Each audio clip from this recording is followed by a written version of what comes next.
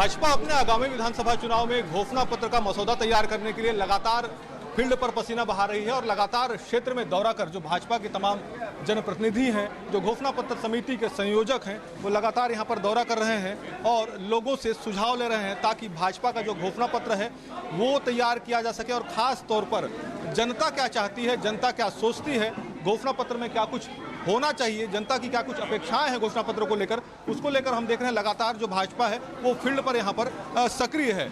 घोषणा पत्र समिति के संयोजक यहाँ पर आज आए हुए हैं। आप बेलतरा क्षेत्र में मौजूद हैं। बेलतरा क्षेत्र में आज यहाँ पर आप लोगों से सुझाव ले रहे हैं।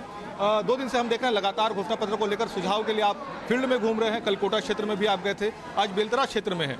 किस तरह से स्थितियाँ नजर आती हैं, जनता के मन में क्या कुछ है जो घोषणा पत्र में वो चाहती है कि शामिल हो? हमारे लिए खुशी की बात है कि लोग खुद ब खुद ये समाचार सुन रहे हैं कि घोषणा पत्र समिति के लोग आ रहे हैं, मैं आ रहा हूँ, हमारे विधायक आ रहे हैं, हमारे सभी पदाधिकारी आ रहे हैं, स्वयं हमारी बहनें देखिए यहाँ पे, और एक आशा भरी निगाह से भारतीय जनता पार्टी की ओर देख रहे हैं कि कब वो दिन आए, कब हम भारतीय जनता पार्टी को वोट दें और हमारी जो भावनाएं हैं उससे अवगत होकर जो हमारे सम्मानी जन जा रहे हैं वो हमारी इन भावनाओं का सम्मान करके उसको पूरा करें।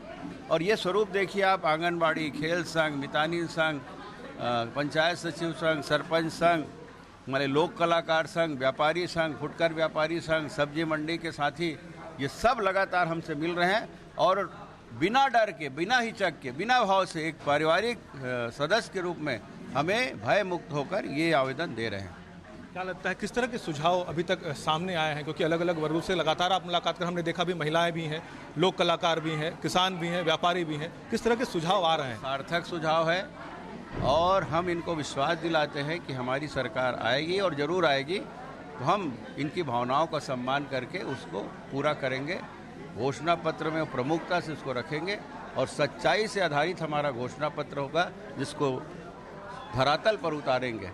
भाजपा ये भी सुनिश्चित करेगी क्या कि कांग्रेस का जो घोषणा पत्र होगा उससे मजबूत मसौदा जो है वो भाजपा का हो? दावे के साथ कहते हैं उसका झूठ का पुलिंदा था, हमारी सत्यता पे आधारित रहेगा।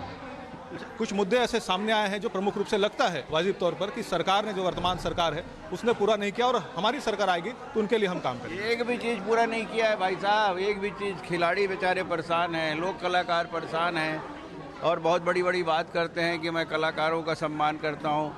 यहाँ मितानिन बहनें, आंगनबाड़ी बहनें जो बेचारी दिन रात मेहनत करती है, गांव की इकाई में सेवा करती हैं, स्वास्थ्य की सेवा करती हैं, सारी जिम्मेदारी का निर्वहन करती हैं। कोटवार संघ बेचारे रात को पहरा देते हैं।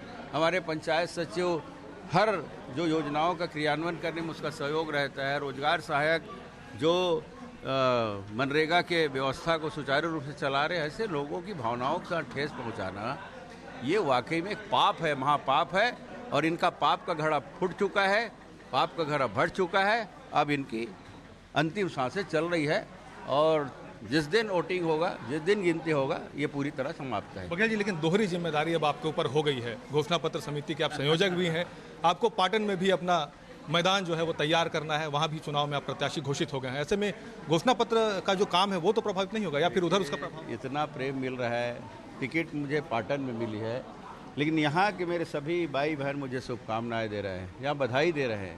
ये मेरा सौभाग्य है और मेरे लिए सबसे बड़ा कोई पद है तो प्रेम और स्नेह है और इनका प्रेम अगर मिल रहा है तो निश्चित रूप से सफलता तय है और हम मुख्यमंत्री को हरा कर रहे हैं। अच्छा, एक मंत्री कहते हैं सरकार के कि सांड के आगे बछड़ा छोड़ दिया है उन्होंने आपको लेकर के। हाँ, सांड है ना, वो ऐसा सांड है जैसे सांड है ना, बैला और जो बछरू मतलब हुमेल के खाते है ना, वो मन एक आध काबाई से मार पाथे एक आध मुठा, लेकिन सब लोग हुमेल के खाते। वैसने भूपेश बघेल हरे बकरी बिचारी है, बांट के खाते, सबके ध्यान देते, लड़का लोग के भी ध्यान देते, अपन दूध भी पियाथे और अपाऊ बकरी मतलब सकेल सुख ला के वह समान रूप से चरथे। लेकिन ये सांड है ना, उसने सांडे बड़े सिंग वाला सांडे, लेकिन हम ओला ओकर सिंग विंगला तोड़ मड़ोड़ के ओला पटकबो। अच्छा, एक आखिरी सवाल, जो सीएम भूपेश बघेल लगातार ये बोलते हैं कि जो सीटें यहाँ पर घोषित हुई हैं भाजपा की, उससे कुछ फायदा आप लोग को नहीं मिलेगा, वही पुराने घिसे पिटे चेहरे कुछ नहीं। उनके बोलने से क्या होता है वो तो समय बताएगा। दिल में तो डर है, ऊपरी दिखावा बोल रहे हैं। बिल्कुल ऊपरी दिखावा है। रजनीश जी, आप भी हैं, क्योंकि आपके क्षेत्र में आज यहाँ पर घोषणा पत्र समिति के जो संयोजक हैं, सहसंयोजक हैं, पहुंचे हुए थे।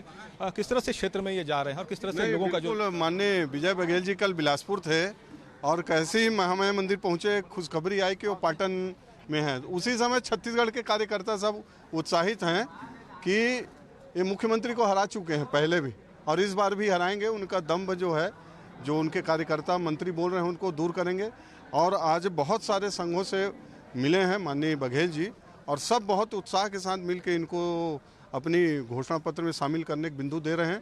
निश्चित रूप से भारतीय जनता पार्टी का घोषणा पत्र मील का पत्थर साबित होगा और जैसे कि बघेल जी ने कहा है, विजय बघेल जी ने, हम सत्यता पर आधारित करेंगे और धरातल में उतार के दिखाएंगे। बिल्कुल। तो यहाँ पर एक और चैलेंज करता हूँ उस अमरजीत भगत को कि पूरे मंत्रिमंडल, पूरा विधायक, पूरा राष्ट्रीय नेता को आप पाटन में बिठा दो, हम सबको एक साथ पटकेंगे, क्योंकि हम कबड्डी खिलाड़ी हैं और हम सबको छका देंगे। बिल्कुल। तो यहाँ पर आपने जो संयोजक है घोषणा पत्र समिति के और पाटन के जो प्रत्याशी हैं विजय बघेल को आपने सुना। चुनावी पारा गर्म हो गया है, लगातार भाजपा घोषणा पत्र को लेकर लोगों के बीच जा रही है। उसके साथ ही यहाँ पर विजय बघेल ने एक चुनौती भी दी है कि भूपेश सरकार के तमाम जो मंत्रिमंडल है वो पाटन पे आ जाए, ये तैयार हैं, उनको पटकनी वहाँ पर वो जरूर दे देंगे और उनको वहाँ पर चुनाव में पछाड़ेंगे। जीत वहाँ पर भाजपा की होगी। कैमरामैन सतीश मिश्रा के साथ जितेंद्र थवाइत, IBC 24, बिलासपुर।